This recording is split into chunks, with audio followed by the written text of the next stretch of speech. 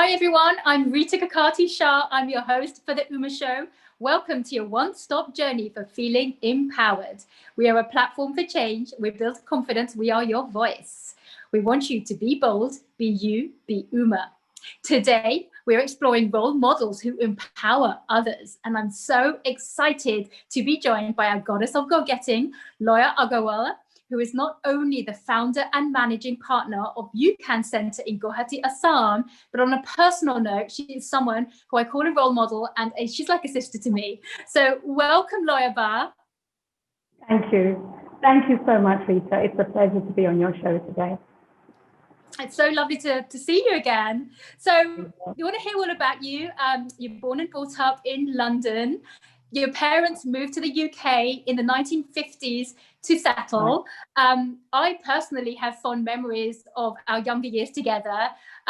Your father, who my generation very fondly grew up calling Bapti Da, because that's what our parents used to call him, taught us how to sing songs at bihu time. And your mom, Tira Auntie, was quite the go-getter herself, as she was actually the first female pilot in Assam. Tell us about your young days and your upbringing. Yes, it has been quite an unusual childhood in that mum was a pilot.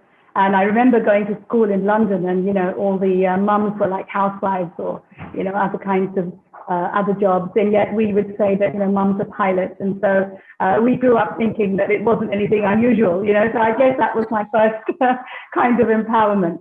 Yes, Dad went over in the late 50s, Mum and Dad. So that kind of made us slightly older in that first generation. So me and my brother Luna, we're slightly older than the rest of you. But nevertheless, we kind of grew up together in a very close-knit community, which was and still is so close-knit that, when I go home to London, I'm still referring to your parents, for example, as uncle and auntie. And even though we called everyone uncle and auntie, there was this depth of feeling with all of them. And they were like the family that we never had. And I think that goes for a lot of the Assamese people who went over mostly in the 60s. And we are a very affluent community because, we have lots of doctors going over and we were scattered all over the United Kingdom. So we always had a place to stay and we always grew up, feeling wanted and loved and a sense of belonging. So I thought that was really important in our childhood. Oh, absolutely. It was a warm feeling. Absolutely, it was. And your parents, I hope they're watching in, a very warm, my regards to them as well, and all the rest of the people in the UK. You're Assamese at heart, but well into British life. However, during your time at university, you went to Brunel in London. And while still a student, your parents actually approached you about the conversation about getting married, but not in the UK. Which was your home, but they wanted you to go back and get married in Assam. Tell us about that. So this is where I go off the beaten track, and I do say it's a little weird, I think, my story. In fact, I was the first in the first generation of Assamese children growing up in the UK to actually do this. And honestly, it was really unusual in my day because there I was, born and brought up in London, speaking in a chaste Cockney accent. And then emigrating literally over so many thousands of miles to live with my then to be husband. And even though probably in my dad's heart, he probably wanted this very much, but it wasn't an easy transition in the sense that, it needed a lot of adjustment because I go from London to go and live in a remote part of Assam was unheard of.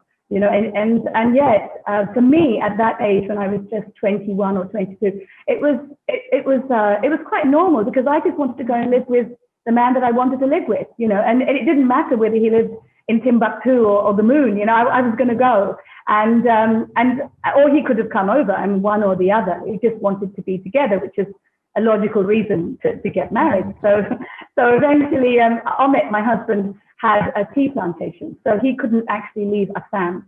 So it was more logical that I go over to India. And I still remember, closing my bank account and saying goodbye to my friends and saying goodbye to my home, which was actually quite hard for me because I grew up in that same little house.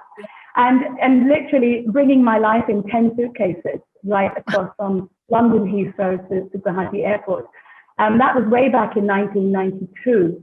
And I'm still happy and I'm still here and I'm still telling the tale. So it's not too bad. You know, I still remember the day that you actually left for Assam. It was almost like a big sister had left. It was sad in our generation. I mean, I guess, how was it? How was it doing that reverse commute, so to speak, and adjusting your life? Because you ended up in, obviously tea garden, big tea estate in Dibrugarh. So this was something like iconic for us, especially growing up in the UK, where all we drank was Assam tea. So this was like, wow, this is kind of where it's coming from. How was that for you? Wow, yes, Rita, it was a reverse commute. That's such a wonderful way of putting it. It was a reverse commute in the sense that, here I was, not knowing very much except the language, because Dad was really keen on us speaking Assamese. And I think what Mum and Dad both did, which was, I feel right now, looking back in retrospect, was actually a really good thing. They gave us a lot of cultural awareness. So, and much like yourself, Rita, I see it in you as well. We grew up knowing who we were and we had an identity. And I think that was the crux of it, because that made the adjustment slightly easier. So that was one. The second was obviously my husband, Amit. He still is. He's my rock of unstinting support. And the family in which I got married into, they knew I was a little weird and I did things a little differently. I said things in a funny way. And obviously my parents and my brother, they were unstinting right throughout. I've been married for 28 years now. And so all of these factors together made the transition easier for me. But may I also add here, I have made so many mistakes, silly mistakes that absolutely make me cringe when I think back now. If I just want to tell you one of them, I remember serving a dish called masor petu, which is an Assamese delicacy. It's a fish delicacy. And I remember serving it to guests at our house. And instead of saying masor petu, which I should have said, I ended up saying masor pelu. And masor pelu means the fish's tapeworms. So here I am, merrily going around the table, offering the guests fish's tapeworms. Which made them cringe. So I have made many a mistake. And in fact, Femina magazine did publish my story way back in 1995 because it was quite unusual for someone from London to come and make this transition. So yeah, I made a lot of mistakes, but I'm still happy and it's all right. It's all in good fun and good jest. Yeah, well, I'm so glad you can laugh about them all. I know some people would be shattered by something like that, but actually, you kind of thought, I'm going to learn from this, And then fast forward a few years, you now have two beautiful children, Akriti and Arnav, who I fondly, refer to as my nephew and niece. I just inherited them. I remember when I went to stay with you actually in your tea estate in Dibrugarh, and walking into your beautiful home was almost like walking into your childhood home, like back in Brixton again. It was like you recreated UK in Assam, and then not just that, both your kids spoke in a perfect London accent. That was something that totally was like, wow, I wasn't expecting that. So talk to us a little bit about your parenting philosophy and also how did you manage the accent part, Well, you know what? I'm more talkative than my husband. And I've talked, this is a neutral accent that I've learned to speak in, because in India, you speak in a Cockney accent and they don't get it. So unfortunately, I haven't actually lost it because my husband tells me that if I ever talk in my sleep, which I have been known to do on occasion, I apparently speak in chaste Cockney. It's somewhere inside. And also, if I'm really excited, it's the Cockney accent that comes out. So I remember when I was pregnant with Arnav, my son, and I felt the first flutterings of my son inside my tummy. It was I was just 3 months pregnant or 4 months pregnant. And I was so excited, and I didn't know who to tell. And the only person I could find sitting with all of his friends was my father-in-law sitting on the veranda. And I ran up to him and I went, "Dad, guess what? I can feel the baby moving." And I said it in such a Cockney accent. So my father-in-law bless his heart, sat there with a very embarrassed look on his face and trying to introduce his daughter-in-law to his friends. But that was really embarrassing. Anyway, coming back to the tea gardens, you're right, Louise. I was very blessed to live in this beautiful bungalow with 10 servants, and I basked in domesticity. I really did. And I was also grateful to have had 2 children who I could bring up in the lap of luxury and without TV, without computers, to literally feel nature at its best. So they always climbed trees and ran around the tea bushes and basically grew up with nature at their fingertips. And because I talk a lot more than my husband, I think what happened was I never actually sat them down and made them learn how to speak Cockney or my accent, my British accent. But they kind of, it just imbibed into them, you know, and they just spoke the way that mum spoke. Even before they went to school, they were already speaking the way I spoke. And the funniest thing, there's this new word called bi-dialectal, and they are actually bi-dialectal. So that's just the one language, but in 2 different accents. So they speak Indianish accent in school, but when they come home, it's back in their normal English accent.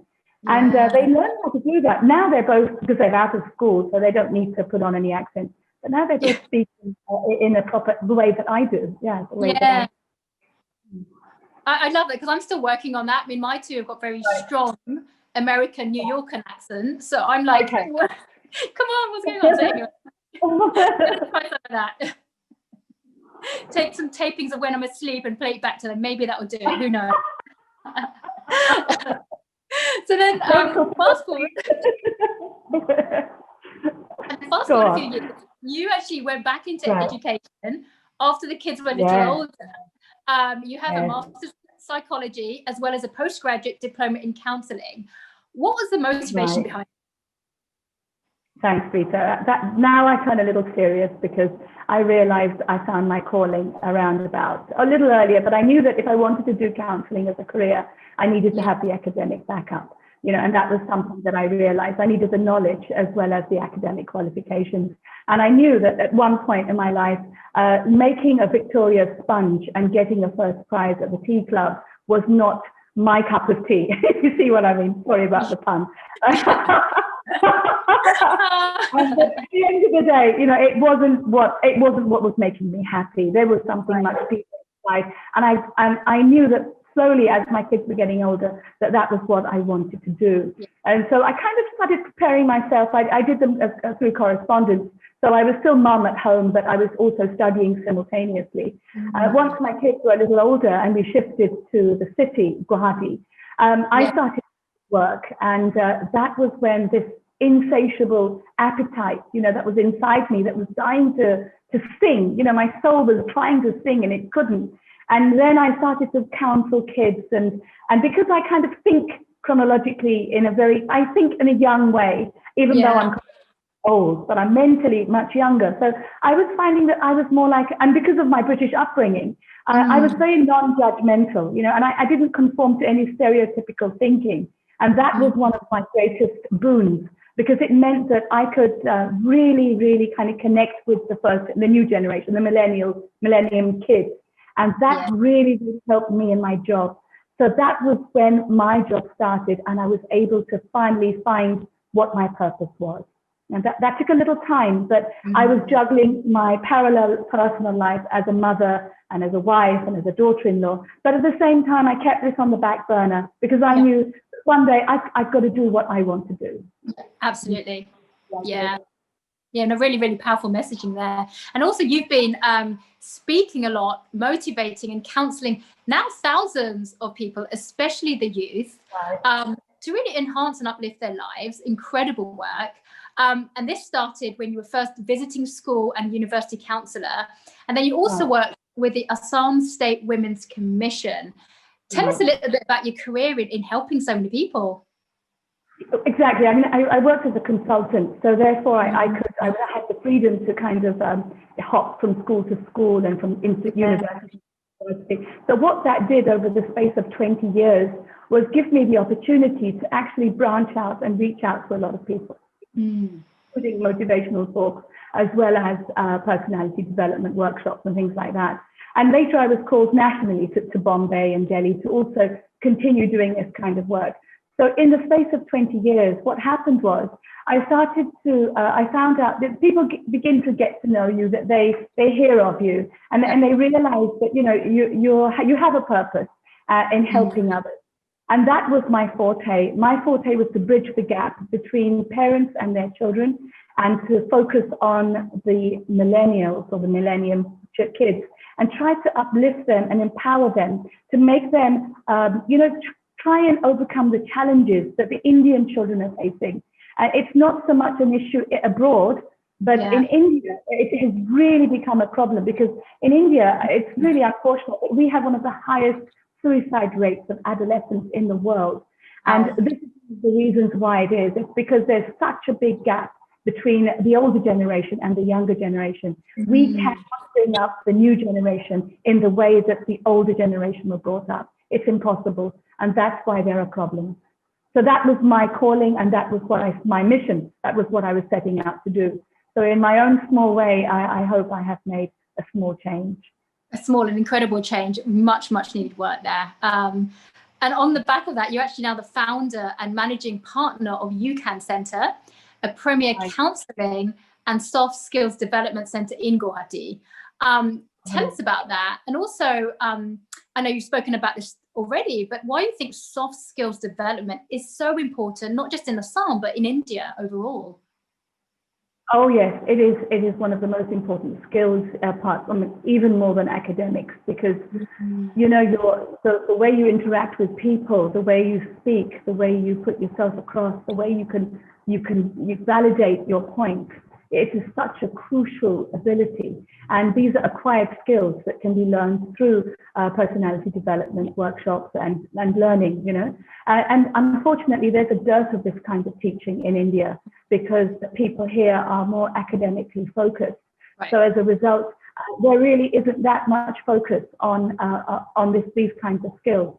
So what you find is, when you get to speak to people like in universities, when you get to speak to people who are much older, they're so good academically, but when it comes to speaking or, putting across their points, they get all muddled up and they don't know how to do it. And it really puts them on the back foot.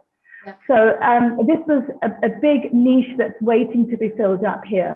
And this was why I realized after 20 years, and I say this, I was 50 when I opened UCan.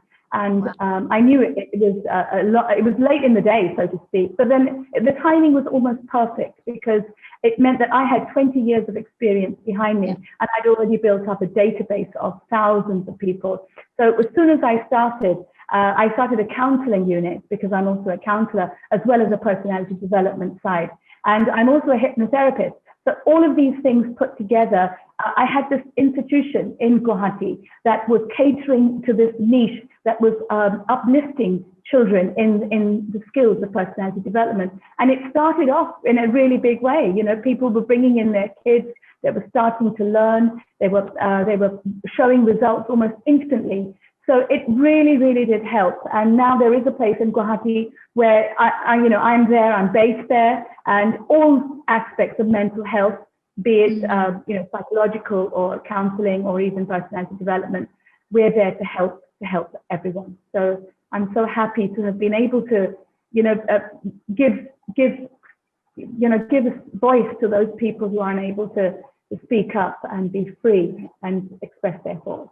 Yeah, well, it's totally incredible work and really much needed. And you know what? It reminds me a lot of actually some of the work, we do at UMA as well, because a lot of people think it's an East and West thing, that, oh, yes, if you come in the East, you're technically, you don't have as much empathy, or, you just relate in a certain different way. But I would say it's very much prevalent here as well in the West too, because you forget, countries like the US is a land of immigrants. And, wherever they're coming from these Eastern countries, and, in some ways stuck in their ways, because they're bringing that era with them. So if they left in the 60s, left in the 70s, they left in the early 2000s, they're bringing that timestamp with them and almost trying to freeze that timestamp on their next generation, because they're trying to upkeep their own culture. But by doing so, are they limiting them and limiting their growth?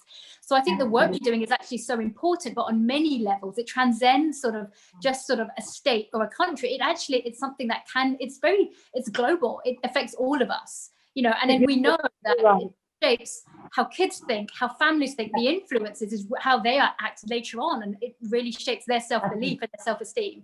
So I just love the work you're doing, you know.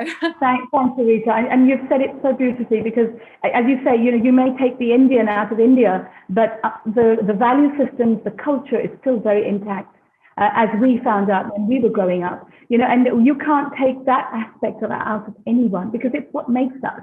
And the challenge, absolutely, and the real challenge lies in being able to balance the two and finding a balance, and at the same time finding your own space amongst it. You know, and that is where I feel sometimes parents do go a little astray, because they, especially in India, I've seen them try to bring up their kids in a very westernized way, and they kind of lose themselves in that process. Yeah. So that can work against them, you know, later on when they don't have an identity. So I think that inner confidence can only come out when you know who you are. Yeah. And I think that's really important, the point that you've just brought up. Absolutely. Yeah, absolutely. And Loya, you also write beautifully. You have published articles in local and national newspapers and magazines, as well as authored a school counselor's diary. Tell us about your book.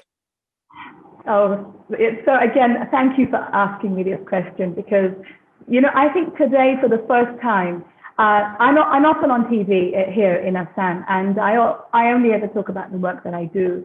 But to talk about my life and how it has come across right till today, it's wonderful, because I know that there'll be a lot of people who are interested because they don't know about this. So for me to be able to tell someone, it brings me a lot of pleasure, because it just joins all the dots, you know.